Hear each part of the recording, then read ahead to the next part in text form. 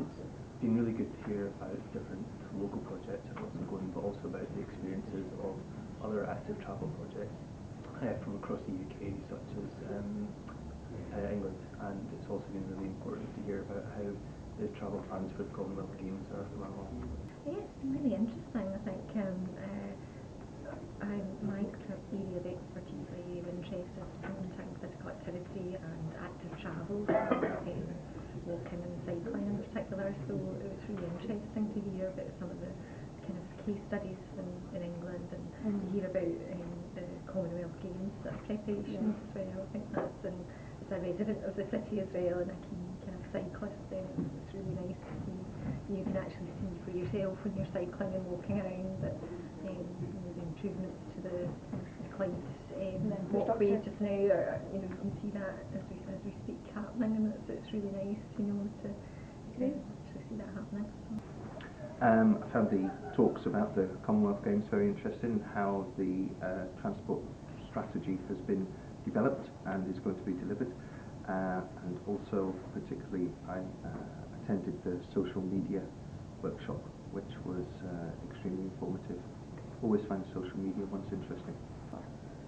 One of the main reasons I attend, and I think this is my 6th year here, is networking opportunities. It's one of the few conferences, seminars, where you have public sector, from education, from local government, and I really like listening to case studies, particularly one this morning from Hertfordshire. I thought that was fascinating. It's always good to hear case studies and how other people do things, and to catch up with people that you know are doing similar jobs to you, and you maybe don't see them the rest of the year. So there's a few people I haven't seen since this time last year, so that's quite nice, and we always ask what we're all doing and share best practice. The first thing that caught my attention was the number of delegates. There's a real buzz about the place, and there's not many seminars attract that number of people from such a wide range of organisations and geography. What I've got, I thought the keynote speakers, Alf Young and the other people in the morning were excellent. Very different perspectives on the whole issue about travel planning, and Alf's reflection on what travel meant for him in his younger days compared to what it might mean to the young people of today who are into the social media, and how that might affect their travel plans in the future. Yeah, today it's really been a chance for me to meet a lot of new people. I'm still quite new in the role, so it's been a great opportunity to come out and meet some people, and it's quite good that I've actually recognised some people as well, so I've managed to say hello to a few people that I knew already, but just making new connections in the network. It's a good chance to catch up with colleagues from across other NHS boards, but also public sector organisations like local councils, just to make sure that we're keeping au fait with what's currently being done around the area, so we're not missing out on things. This will be my 5th SPT seminar, so it's nice to see some more faces, but it's also good to get some other ideas and new feedback in as well. An overall transport budget, quite a small amount of funding is contributed to active travel and sustainable travel, and that needs to be increased by a huge amount if we want to have any impact at all on population levels of walking and cycling. I think it's hoping that the tide is turning just with the kind of cost of public transport for years, and the cost of petrol, that people will be more inclined to look at the alternatives. I think cycling is an amazingly practical way to get out and about, but there still are lots of barriers, and I think if it was to become more mainstream, then we definitely need more to build on the kind of infrastructure improvements that are happening, and make people feel safer. That's an interesting question. Yes, there's lots more scope. I wear the sustainable travel hat for Braehead Shopping Centre and the area as well, which involves all our partners. So businesses like IKEA and Dovies and Diageo have a big bottling plant. So there are many thousands of people coming to work and away from work from there every day, let alone the shoppers. It's difficult to influence shoppers' decisions. That will probably come later. What we're really interested in doing initially is influencing people who work in the area, having having said that, there's lots of projects underway, FastLink being one of them, which Braehead will become part of, and that will certainly in time influence shoppers' decisions as well as to how to get to their destination and away again. Lots more scope, sure. But I think one of the things that this seminar over the years has tried to educate people in is that it has to be small steps and a step at a time. And you know, there is no great leap over the Rubicon here. It's got to be step by step, and if enough people cotton onto the message, then you're well and good. In my case, my employer is cycling. We now have over 10% of our staff cycling, which is between 300 and 400 staff regularly cycle to work now. I can't keep up to date with including more and more secure bike parking.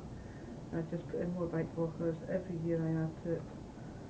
We have more student cycling as well, and I think petrol increases as well, and bus charges going up, and train charges. Just to come from Dundee to Glasgow was £51 on the train. So for example, today I car shared with somebody from Dundee to Council. So it's good that we all network, and we should all be working together, whether you're in HE, FE, local government, public sector bodies should be working more together. Well, I heard somebody else mention like 10% of the staff cycling to work. We are nowhere near that. I recently provided cycle lockers, and the only people who took up the offer of a cycle locker were people who were already cyclists. And so that might not seem very good, but it's probably an ideal opportunity to capitalise on the fact that not many people are doing it, and if you increase make the facilities better, maybe you can increase the numbers. I think a lot of the people who travel to colleges, it's either car because it's convenient, or it's public transport because you're near the bus stop or the railway station. And for us, we're like 2 minutes walk from the railway station, so a lot of people use the train. There's a lot of resource going into cycling at the moment, but the take-up of the car clubs across Scotland has actually been very good as well. We've got a programme called Developing Car Clubs in Scotland, which has reached both urban and rural areas, and it's been great that a lot of new people have the chance to join up in a car club and save them actually owning a car themselves. It's a mixture of a lot, I'm afraid. There is no one real sort of quick easy fix, I'm afraid. I'm hopeful that we might be able to start actively encouraging our staff in the first instance and to park in other areas of some of our sites by using more passive means. I can't say more than that because at the moment it's just a proposal, but I'm keen to encourage and get the staff alongside rather than, you will do this, you will do that kind of thing. It never goes down well.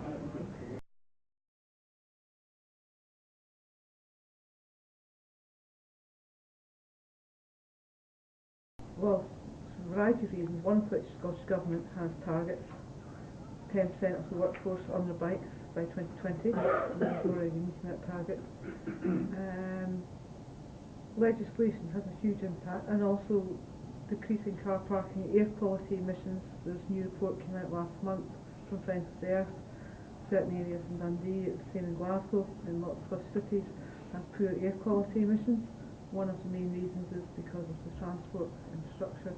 So if you can get more people on bikes, more people using hopefully electric buses, it will help with air quality emissions, and that's an EU target that we're failing to meet, and we have to meet by 2020. So one of the biggest drivers are legislation and economics. We've got a lot of new targets coming through in the Scottish Government, so the new report on policies and proposals has just been sent out for consultation. But I think as well, from personal experience, people are really struggling with money as well, so it's great if we can find ways of saving money, whether that's doing short journeys by active methods, or public transport or car share and car clubs rather than owning a car. It's really about raising awareness amongst our staff, and we have travel plans for quite a few of our sites in NHS 5, but it's